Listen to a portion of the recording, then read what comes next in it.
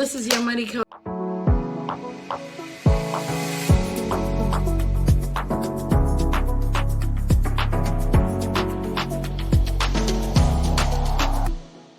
Coach Money Fit MD. I am excited about what we're doing today. I have a very special guest, my first guest ever, aka my husband. Welcome. Hello. I am excited that you're here. I'm excited that he's here. And the reason why is because today we're going to be talking about finance as a couple.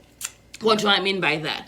I know that we all know that money issues is a big problem and one of the top causes of divorce in our country. And it's even apart from divorce, it's just an area that can create a lot of tension within a relationship. So what we wanted to talk about today, you can ignore that honk. It's a car alarm going off somewhere.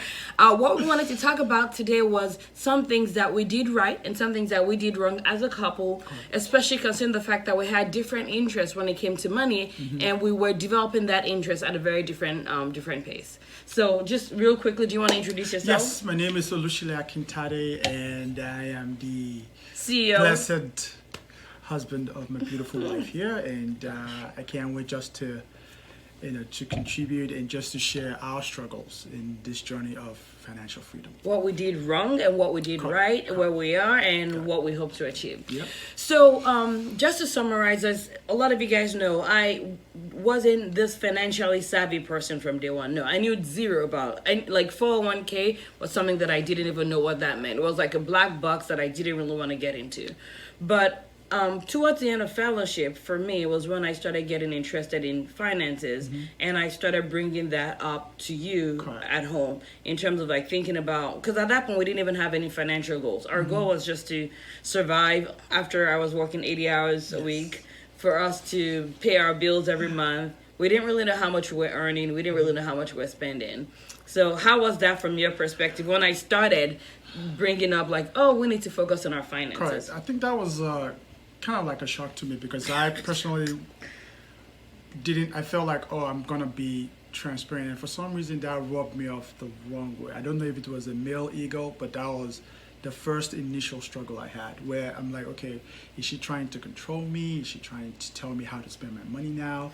But in essence, that was the first challenge, where to get out of my own mind and get out of my own way.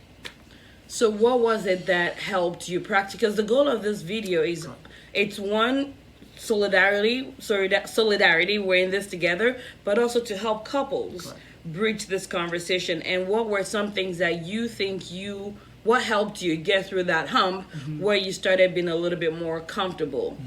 I think I just, the first thing I did, to be honest, is to have a talk with myself. I know that sounds weird, but the talk was about, okay, she's my wife. She is trying to help us, and we are a team. And I think that was my first struggle because I was struggling with, okay, I want to run my own ship. I want to be the captain or what have you. But, I had to come to terms that, no, she's trying to help us. And really, I had to look at my own finances and realize that I wasn't doing a good job. I was not. I was just spending and living paycheck to paycheck. And even though you were making a good income. Correct. I was making good money, but I knew if I lost my job a month or two, I'm dead in the water. Okay. So one of the things that we did was we started using Mint. Correct. And what I personally liked about Mint, and there are other softwares that are similar to that, but I like Mint. It's simple, it's free, and I'm going to make a video at some point on how to just walk you through navigating Mint. But one of the things that I liked about Mint or those sort of software system is it's an objective way of no judgment, just looking at where your money was going. So how was that for you when I started bringing a third person, quote unquote, into the money relationship? But so Mint was very revealing. I think it actually shows you where your money is going.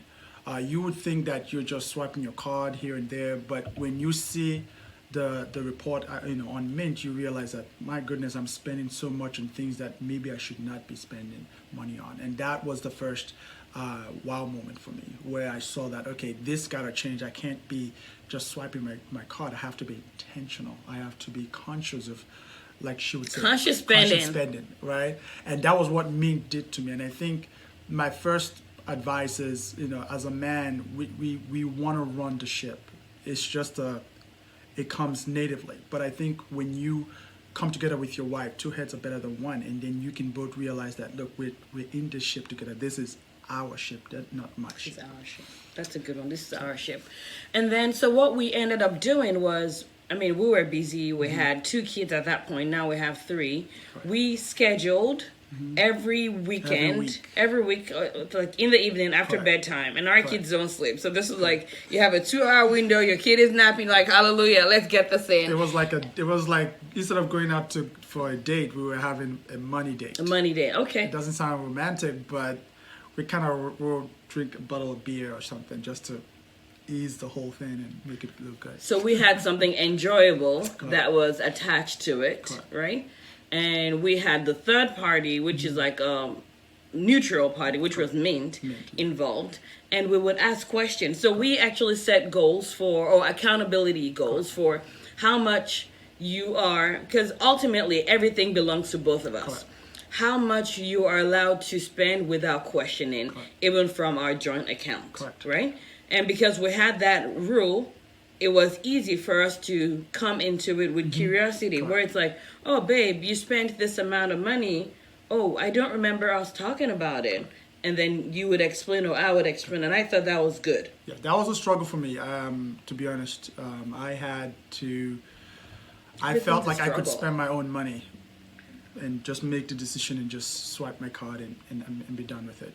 And there were times when I would spend in one transaction like an amount maybe more than 1,500 or 2,000, and I would not tell her. And then she would come, when we have the money date, and then she would tell me, look at what you did here. Why did you spend this? You didn't talk to me about it. And it took me a while. I was resistant to it. I was resistant to being vulnerable or being revealing or being transparent. And I don't know why, but that was how I felt. And it did not go away. That's like the moment I had that conversation. It took a couple of errors where I did it again. I spent, I want to do this training course, and I would just swipe my card and I would not tell her. And it took me a while to finally realize that no, I have to be accountable, not because she's controlling me, but because, again, like I said before, this is our ship. If I sink it, then it doesn't only impact me, it impacts her and impacts the kids. And I think the key is to understand that you're not controlling me. I am not controlling you. Correct. This is accountability. This is us exploring curiosity, right? And also, if we have together, and this is another thing that we did, and I thought it was good, we had goals. And I was very intentional. I don't know if you knew this, but what we tried to do was with the goals, we try to alternate what the goals are. So it's not just him doing all the goals or me doing all the goals. We actually, I would have my goal, like, what do you think we should do? How much do you think we should spend? What vacation do you think we should go to? Should we go anywhere, or should we just do staycations locally, since we're trying to pay off all of our debt? So we alternated that so that it wasn't like us doing things that were important to me only or him only, but important to both. Did you It was a two-way street. It was more so of, okay, what are we doing together? How are we spending time together? How are we going on vacations together? And for me, I struggled with vacations because I would just, if not for her, I would just keep on working, like He's a on and on and workaholic. on. And I would And think, I'm not.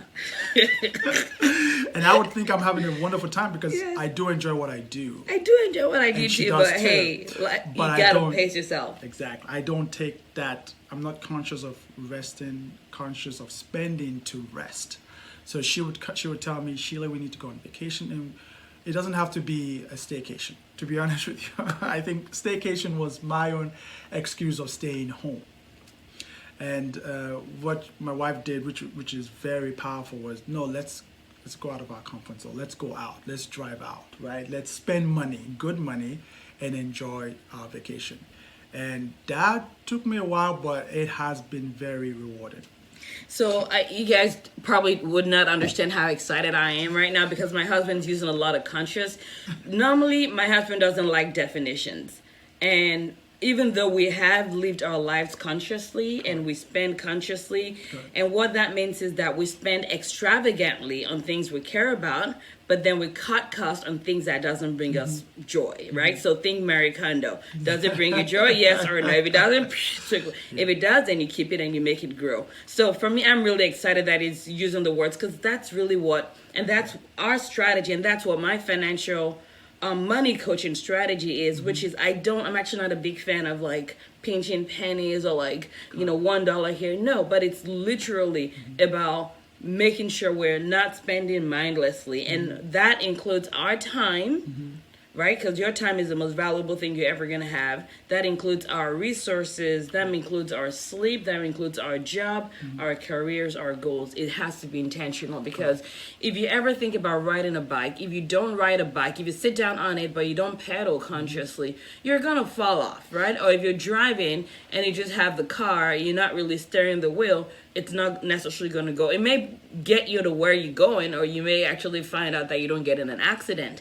But when things are intentional, I find that it's more. And that's what we tried to do by having those scheduled time. And initially it was every week. Every week. But it went down to every month.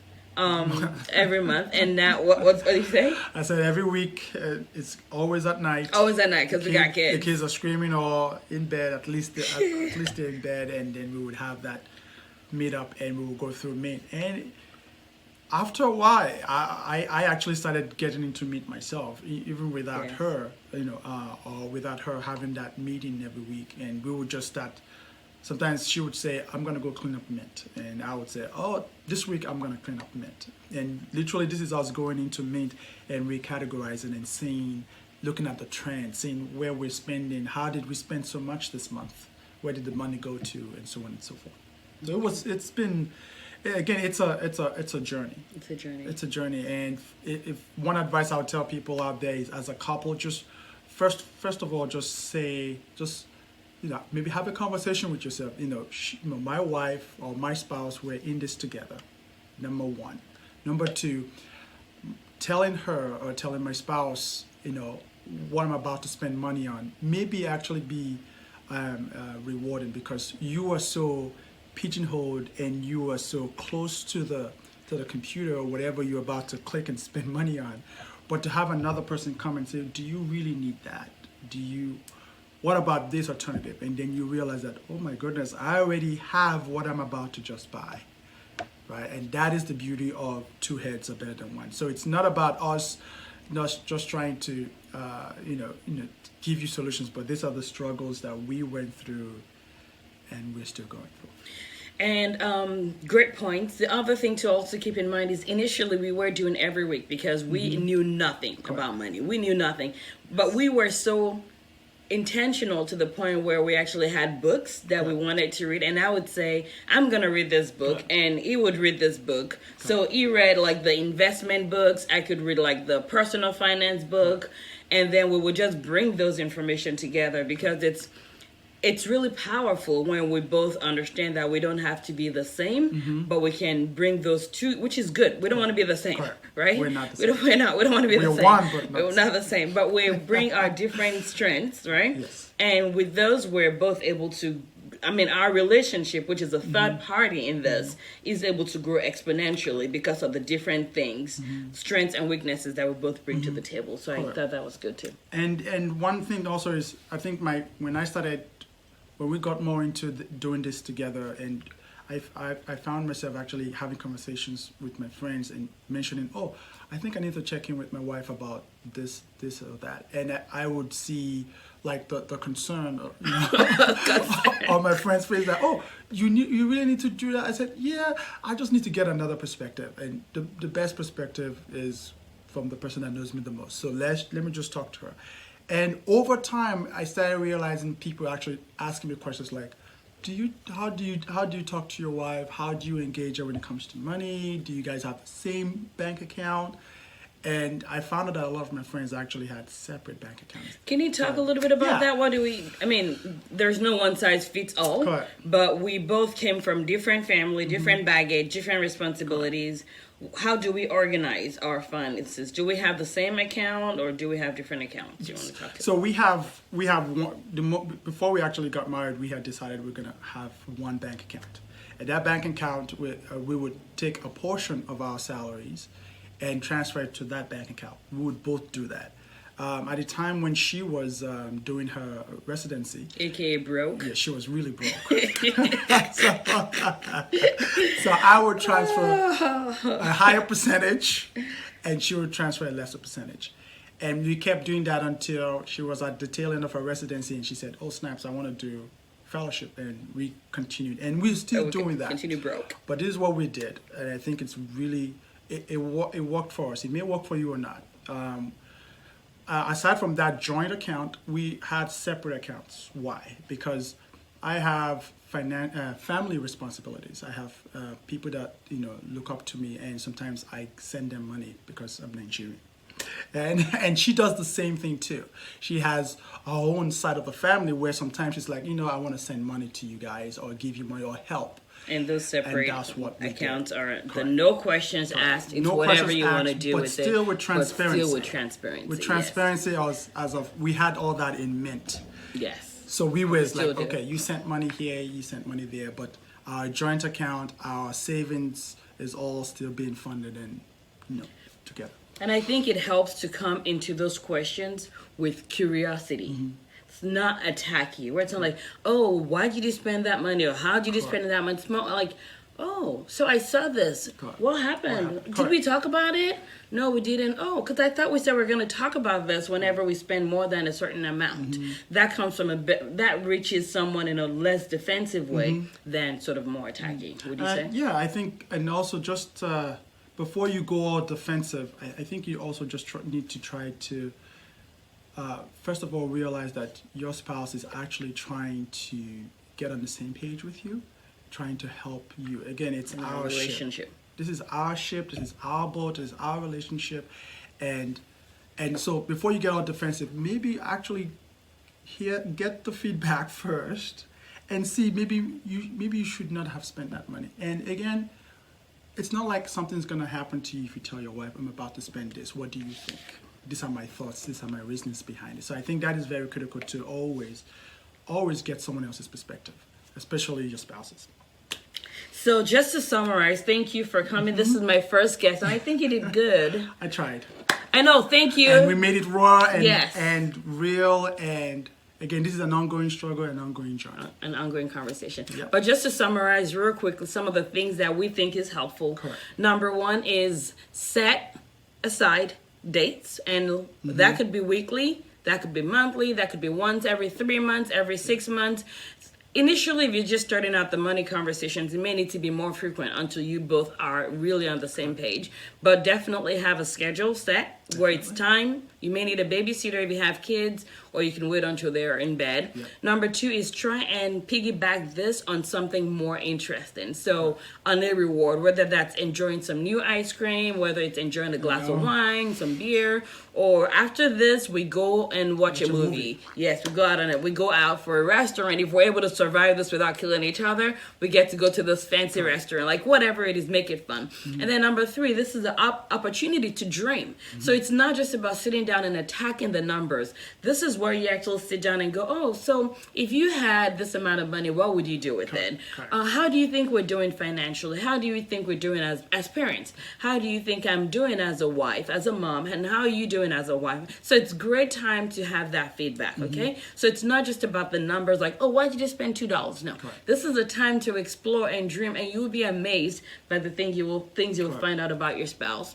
Number four, it's helpful to have an objective, neutral party. For us, that was Mint. You can use a spreadsheet. You can use your bank account summary, whatever it is you want to use. You can use YNAB, whatever. But it's nice to have this thing that's non-judgmental, that's just numbers, right? And then number five is be curious. Don't attack. Don't be defensive. Just try and work on that body language, on that voice, and come from a place of curiosity. And more importantly, it's a work in progress. The more you do it, the more you'll get better at it, right? Correct. And you will see the trend in And you Mint see the from transition. how much you're spending to, oh, this is where I can redirect money to. Over time, you would appreciate doing that. All right. All right. Well, thank you. Hopefully that's been useful for you. Let me know if there's any questions. As you guys know, I am taking on one-on-one clients for my money coaching. I'm free. It's free. He's an IT guy, so yes, it's free. But send me an IM on Facebook. Send me a message. I usually am pretty good at responding to those. Alternatively, you can reach me on my email, moneyfitmd@gmail.com. I'm really excited about this episode, and hopefully you guys have found it useful. Yep. All right, thank you very much. Bye-bye. All right.